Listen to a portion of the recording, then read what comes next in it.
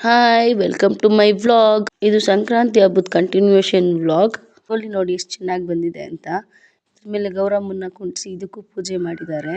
ನೋಡಿ ನಮ್ಮ ಮನೆಯಲ್ಲಿ 3 ಎಮ್ಮೆಗಳಿದ್ದಾವೆ ಮತ್ತೆ ಒಂದು ಎಮ್ಮೆ ಕರು ಇದೆ. ಇದಕ್ಕೆ ನನ್ನ ಮಗಳ ಹೆಸರು ಕೂಡ ಇಟ್ಟಿದ್ದಾಳೆ. ಏನಂತ ಕೇಳಿ.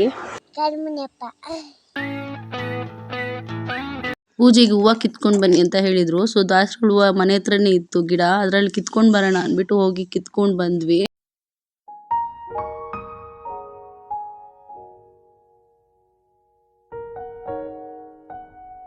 ಕಾಕ್ಟ ಹೂ ಗಿಡಗಳು ಕೂಡ ಹಾಕಿದೀವಿ ನೋಡಿ, ಅಲ್ಲೊಂದು ಕಾಣಿಸ್ತಾ ಇದೆ.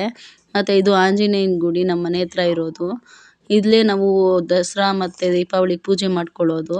ಮತ್ತೆ ಸಂಜೆ ಆಗ್ತಿದ್ದಂತೆ ಹಸುಗಳಿಗೆ ಪೂಜೆ ಮಾಡಬೇಕು ಅಂತ ಅಂದ್ಬಿಟ್ಟು ಹಸುಗಳನ್ನ ಬೆಳಗ್ಗೆನೆ ತೊಳೆದಿಟ್ಟಿದ್ರು.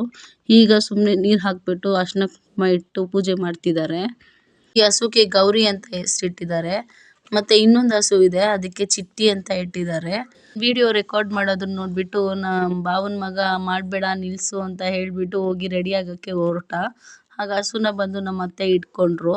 ನೋಡಿ ಇದಕ್ಕೆ ಚಿಟ್ಟಿ ಅಂತ ಇಟ್ಟಿರೋದು. ನಮ್ಮ ಅಕ್ಕ ಪೂಜೆ ಎಲ್ಲ ಮಾಡಿ ಮುಗಿಸಿದ್ಲು. ನಮ್ಮ ಬಾವನ ಮಗ ಮೋನೇಶ್ ಕೂಡ ರೆಡಿ ಆಗ್ಬಿಟ್ಟು ಬಂದು ನಿಂತ್ಕೊಂಡ. ಫೋಟೋಗೆ ಫೋಸ್ ಕೊಡ್ತಾ ಇದ್ದ. ಪೂಜೆ ಎಲ್ಲ ಮುಗ್ದಿದ್ದಾದ್ಮೇಲೆ ಲಾಸ್ಟ್ಗೆ ನಾವು ಬೆಳಗ್ಗೆನೆ ಎತ್ತಿಟ್ಕೊಂಡಿದ್ರಲ್ಲ ದೋಸೆ ಇದ್ಕನ್ ಬೇಳೆ ಸಾರು, ಅದನ್ನ ಹಸುಗಳಿಗೆ ತಿನ್ನಿಸ್ತಾ ಇದ್ದಾರೆ. ಮತ್ತೆ ಸಂಜೆ ಎಂಟ್ರೆನ್ಸ್ಗೆ ಗೋಡೆಗಳಿಗೆ ಸಗಣಿ ಇಟ್ಟು ಅರ್ಶಿನ ಕುಂಕುಮ ಇಟ್ಟು ಅದಕ್ಕೆ ಹೂವು ಇಡ್ತಾ ಇದ್ದಾರೆ. ಮತ್ತೆ ಹಸುಗಳ ಮನೆ ಮುಂದೆ ಕೂಡ ಇದೇ ಸೇಮ್ ತರ ಮಾಡ್ತಿದ್ದಾರೆ. ಇದೇನಕ್ಕೆ ಮಾಡೋದು ಅಂತ ಅಂದ್ಬಿಟ್ಟು ನಮ್ಮ ಅತ್ತೆನ ಕೇಳಿದ್ದಕ್ಕೆ ಅವ್ರು ಹೇಳ್ದಿರೋ ಹಂಗೆ ಹೋದ್ರು. ಮತ್ತೆ ಸಾಯಂಕಾಲ 2 ಹತ್ರನೂ ದೀಪಗಳು ಹಚ್ತೀವಿ. Thank you for watching.